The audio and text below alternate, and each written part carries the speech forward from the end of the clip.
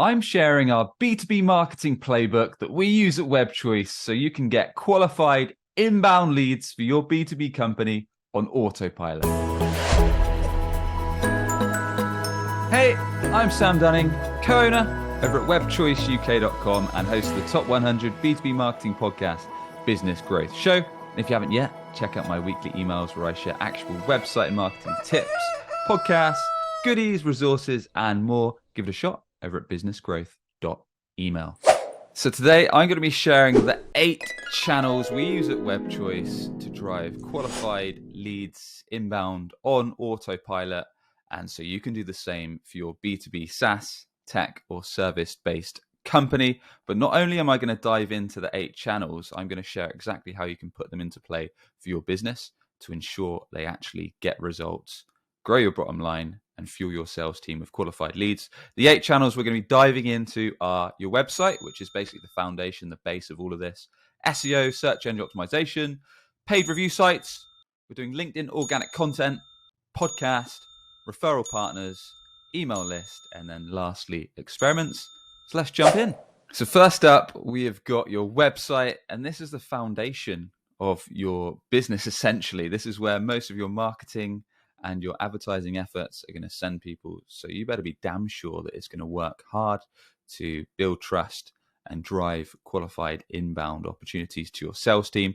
It's essentially your very best salesperson. It's live 24/7, 365 days a year. So it can either work super well or super bad. So let's make sure you get it right. So a few key things when it comes to your website is when you're building it or when you're updating it, it needs to load fast. So typically you want your website to load in 2 or 3 seconds.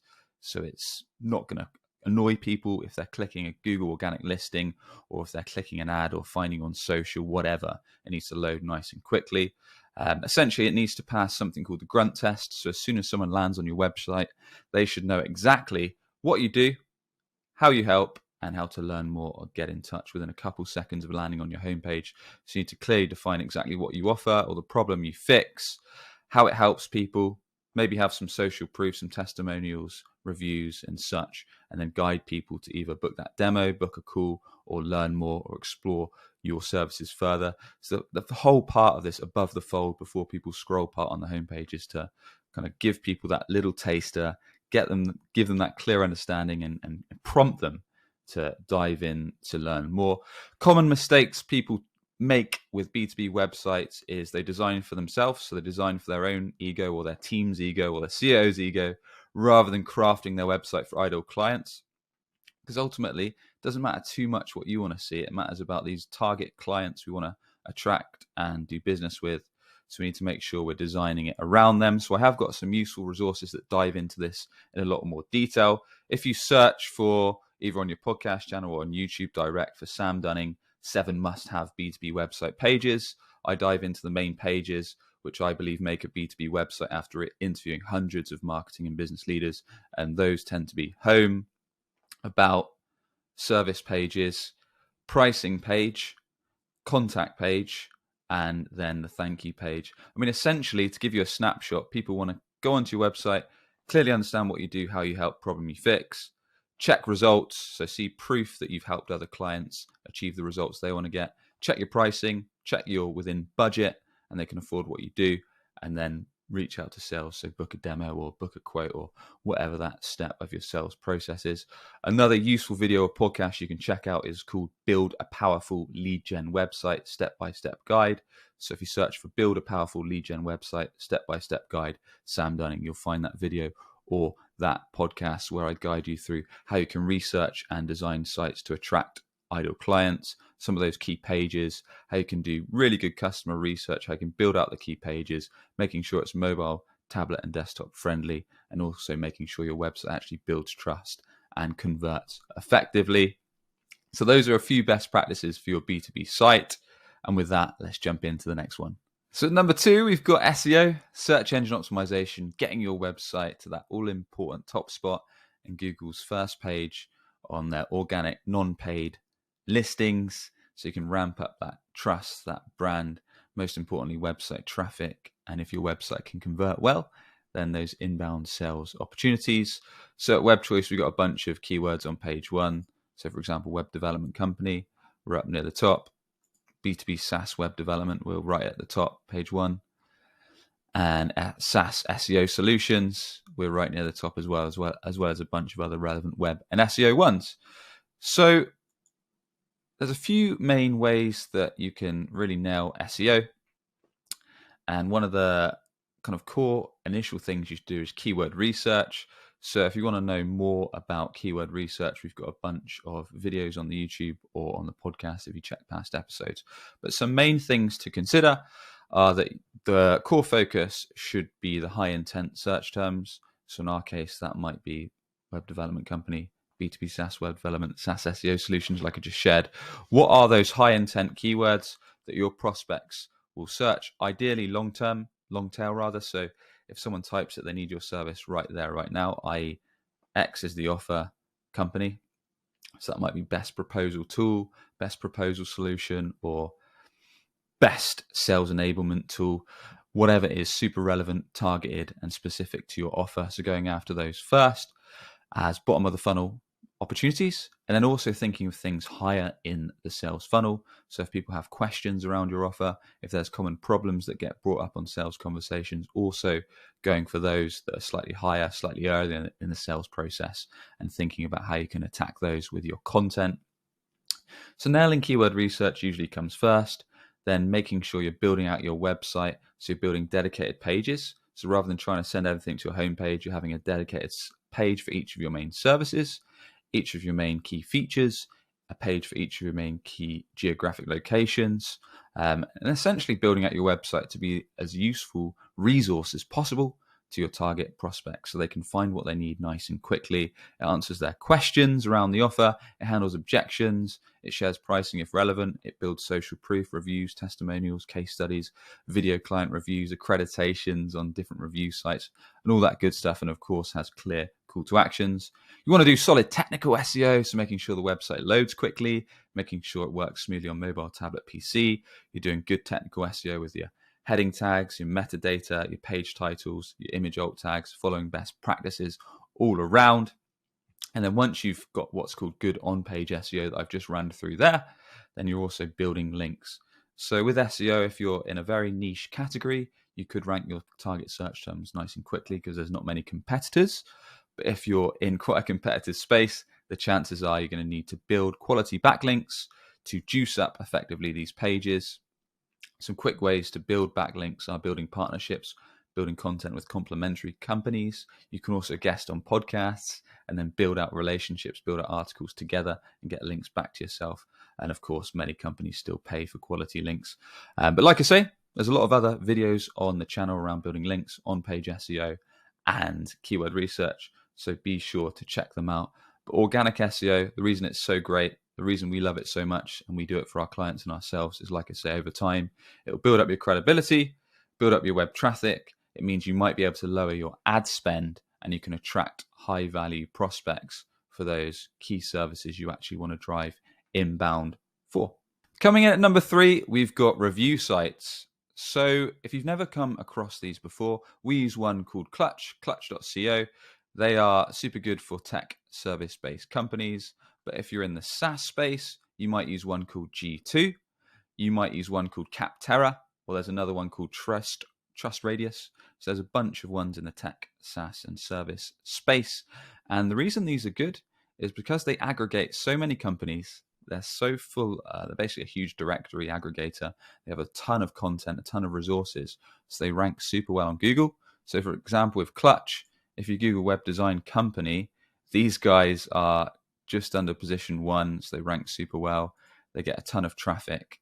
And the reason a lot of companies like ours and service, tech, SaaS companies go onto these sites is because you can have a free listing, but if you pay for a sponsored listing, so you get put near the top of these rankings, companies will find you. They'll find you through SEO searches. They'll send you to the site, and essentially it drives a ton of traffic to your website, meaning you can drive inbound on the basis that your website can convert.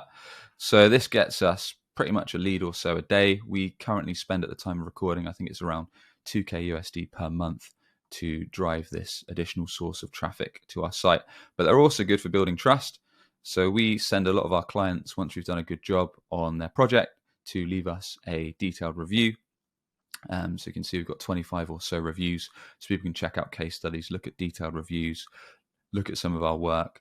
So these sites, like I mentioned, Clutch, G2, Capterra, or Trust Radius, or there might be another one that's relevant to your B2B sector, are great because you can build trust with the reviews, but you can get super good Google rankings. You can get a ton of traffic to your site if you pay for those sponsored opportunities. So it's worth speaking to one of their reps, speaking to perhaps friends or contacts that are on these, seeing the value they're getting out of that, because they can be a great additional way to drive traffic and inbound. At number 4, we've got LinkedIn. So if you're in B2B, you should be on LinkedIn. There's no excuses. It is the biggest social media platform for B2B.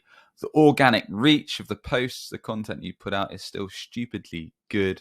It's an awesome place, speaking from experience, to build interest in your offer, build trust, build your personal brand, build partnerships with other companies that you can work with on collaborating on projects, and drive inbound opportunities and promote your stuff, whether that is your services, whether it is your podcast, whether it is something else. So let me share a few best practices, then guide you to a couple other resources that might be of use.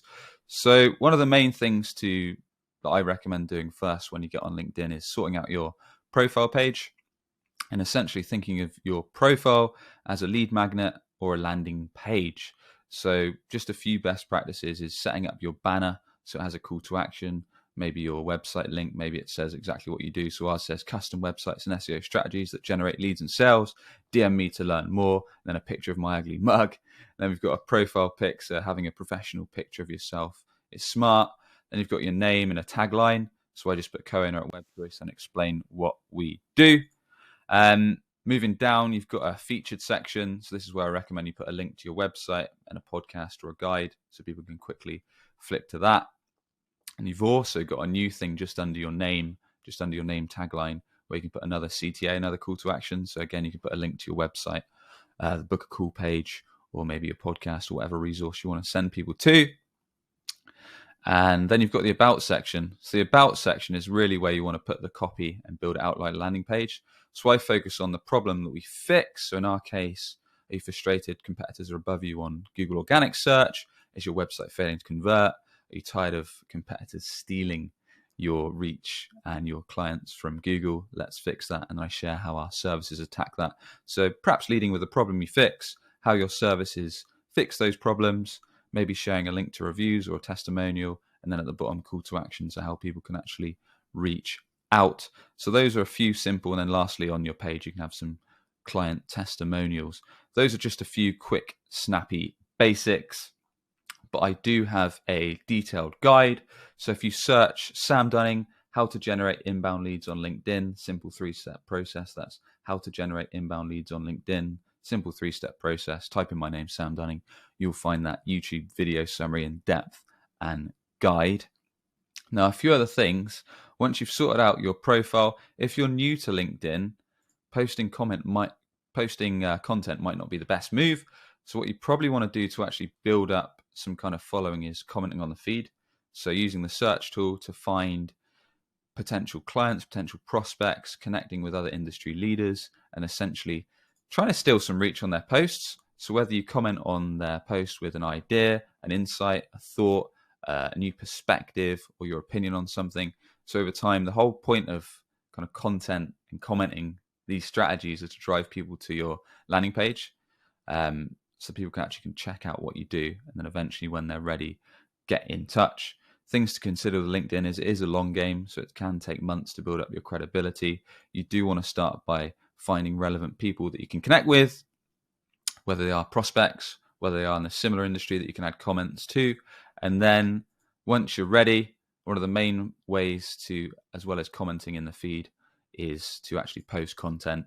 So actually, this is where, in my opinion anyway, the riches are in the niches. So going niche. So in my case, I share daily tips on websites and SEO, whether that is stories, whether that is answering common questions that I get on sales calls, whether it is clips to Business Growth Show podcast, whether that is funny memes that are relevant to SEO and websites, whether it's best practices, talking about experiments we're running, all those kind of things I share day in, day out with image posts, text-only posts, with video posts and more. So each time people are seeing me in the feed, they're getting reminded of what I do, and as and when they're ready to discuss a project, you're top of mind. So that's one of the main things I think of LinkedIn, staying top of mind. So if people are constantly seeing your content each day and you're providing something of use, whether that's entertainment, whether that's education or value, you are staying top of mind. So when they need your service, they should check you out and reach out to you.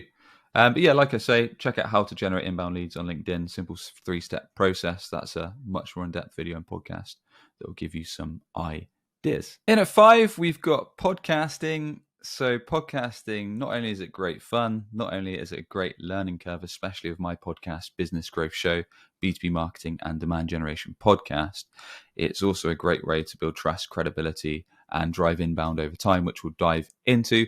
A few best practices I've found is to keep the title relevant to the niche that you operate in, and also include those keywords in the title. Reason being is it helps it get found by prospects that might be searching for a podcast in your industry, so you can actually get searched and found by people. So that's why I've got Business Growth Show, then the hyphen B2B Marketing and Demand Generation Podcast, so it's easy for people to actually find it. So there's 2 plays that you can do with your podcast. So one play is to use it as almost a lead gen tool, so you can invite potential clients that you want to do business with, perhaps from target accounts, maybe prospects that are in the sales pipeline already, or maybe existing clients that you want to expand their accounts with. So it's a great relationship builder. So you can invite them onto the show, perhaps do a 30-minute episode, and you can talk about their area of expertise, obviously ask them insightful questions, do a great show, and after it's done, you can send them a guest kit. Maybe it's got artwork for the show, maybe it's got promotional video clips, it's got the links to the episode on YouTube, Apple Podcasts, Spotify, etc. So you've built up that relationship, and then maybe when you finish recording, you just say something simple like, yeah, keep in touch for X service. If you ever want to discuss it, let me know. Or maybe you ask them a question, how are you handling X today? And if they say, oh, it's actually something we're not considering, or maybe it's something we're interested in doing next quarter, then you can say, would it make sense to have a call? So just something subtle, something simple like that can be a great way to get your foot in the door and build relationships with target prospects. The other way you can do it, so I do the episode route with our show, and also do a solo episode route. So with solo episodes, what you can do is basically showcase thought leadership towards yourself or your brand. So talk about your area of expertise. So in our case, I do episodes on common questions we get around websites and SEO, but you can do the same for common questions in your industry, FAQs, common problems people come to us with, and also a bit like today's playbooks and experiments. So over time, it's building that credibility. It's showing that you know what you're talking about, and over time, people will reach out for projects if you think of it as a long-term mindset. A quick way we do ours is guest episodes we record with a tool called StreamYard. So we record them live on LinkedIn, and then we produce them for YouTube, the audio podcast channels, Apple, Spotify, etc. We chop them up into video clips, so our producer does that, and we also make artwork. So there's a ton of replay value, so you can get them not only on YouTube and the podcast channels, but you can repurpose them with the video clips under a minute for YouTube Shorts, for TikToks, for social media, so posting on LinkedIn, as well as your guests, doing a blog post, and doing a transcript. So there's a ton of replay value with the podcast. Not only is it a great business tool to build credibility, build brand, drive inbound over time, but it's also really good for repurposing future content ideas and more. So yeah, certainly recommend that as one for your B2B Co. In at 6, we've got referral partners. Now, this is something I overlooked for many, many years, but having partners in complementary industries, so not direct competitors, but any complementary companies that can supplement what you do. So to give you an example, at Web Choice, we tend to focus on B2B web design and development, SEO, and we do some paid search. That's our focus. We don't want to deter too far from that, because that's our core offering, what we're great at, what we drive results. Therefore, anyone that asks for things outside that, we try to build out partners we can refer them to that we trust, that we know, that we like, that can do a good job. And in return to those partners, we ask them to send anything outside of their remit that we do our way. So, for example, if anyone asks me about LinkedIn ads, or whenever I think it's a good fit to a prospect or an existing client, and they bring up LinkedIn ads, I will recommend a company called Impactable.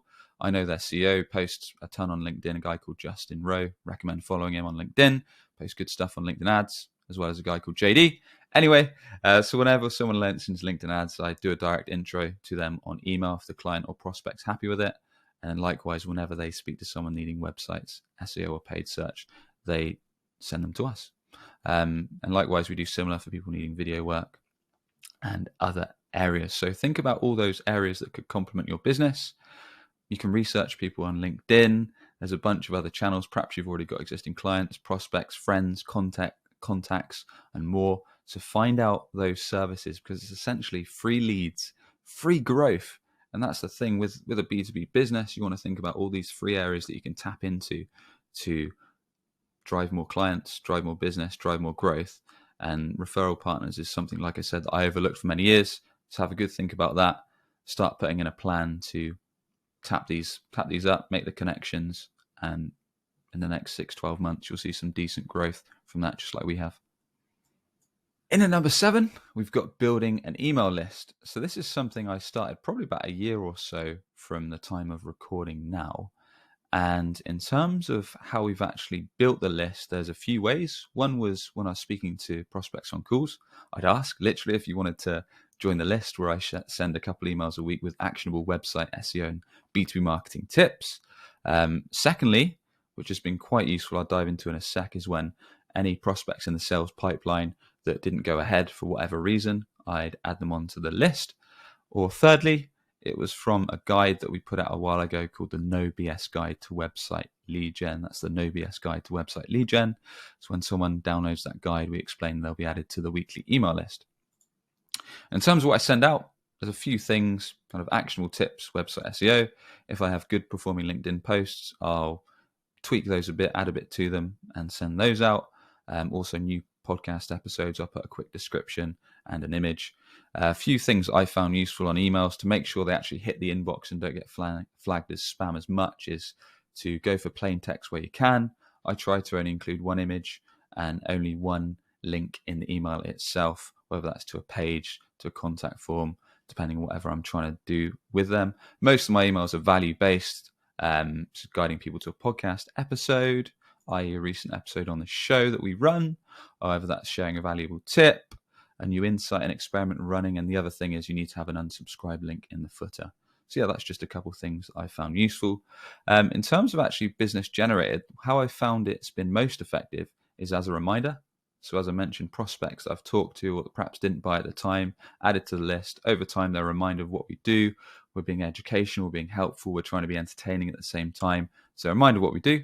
And if they do need our services in the future, they reach out. So I've had a couple deals go over the line just from reminding people a couple times a week and staying top of mind there. If you want to check out my email list, it's businessgrowth.email. At number 8, the last strategy is running experiments. This is something that's actually really fun to do that I find. And the reason it's worthwhile is because if you keep your business marketing on a straight line, if you just keep doing the same things that you're doing, what's to say that one channel might drop, whether that's maybe all your business comes from LinkedIn, but the organic reach suddenly drops or the algorithm changes. Maybe Google ads shift the goalpost and your ad results suddenly go down, or your SEO rankings tank, or whatever happens. If you're experimenting with new channels, maybe every month or every couple of months, you've got resources, you've got some budget assigned to that, you can see what channels work and then increase those after an experiment of 3, 6, or 9 months. And you can drop and learn, most importantly, from the ones that don't. There's always takeaways to be had. So for example, at Web Choice, I'm experimenting with YouTube Shorts at the moment, and I'm also repurposing them onto TikTok to give that a good 6-month or so experiment. It's not really any extra work, as I just chop up solo episodes on the podcast or guest episodes and stick those on to the shorts with our producer. We're also trialing cold email with a company at the moment to see how that goes over a couple months. We're also trialing cold outbound, so cold calling, again, to see if the time investment plays out against the return. So yeah, setting some resource and some budget to experiment on new channels. And you want to go in with a hypothesis. So you want to say, look, the chances are our target B2B clients are hanging out or using this channel or receptive to this channel. We think we can achieve X within 3, 6, 9 months. Setting a dedicated idea of what you think the outcomes will be, setting a dedicated time frame, budget, and amount of resource to it, and then going in with some ideas of what positive signals look like, i.e. if we get a decent amount of views, if we get some good feedback, maybe if you start a podcast and you get some good feedback from your ideal clients, maybe you post the video clips of the podcast on LinkedIn and you get some nice comments saying this was interesting or I learned this, and you're getting good feedback. And then signals with the podcast might be after 6 months, you've released 1 episode a week and you've got a couple inbound inquiries from the people enjoying your solo episodes or a couple demo requests, and you know that that's a strong signal to keep it running. So yeah, set some time, set some resource or budget for the experiments, as they can be super, super beneficial to keep your business growing. And there you have it. If you enjoyed this new style of content where we share what we're up to, our experiments, our results, so you can learn it and put it into play for yourself, let me know. Drop me a message on LinkedIn, just search for Sam Dunning, or drop me an email direct, hello@webchoiceuk.com. And then perhaps in the future, I could share experiments we're running in detail. I could share openly our revenue numbers and what we're planning in terms of growth and how it's going, and any other ideas that you guys want to see. So with that, drop us a quick rating or review on Apple Podcasts if you did enjoy, or a quick subscribe on YouTube goes a long way. And I'll catch you on the next one. Cheers.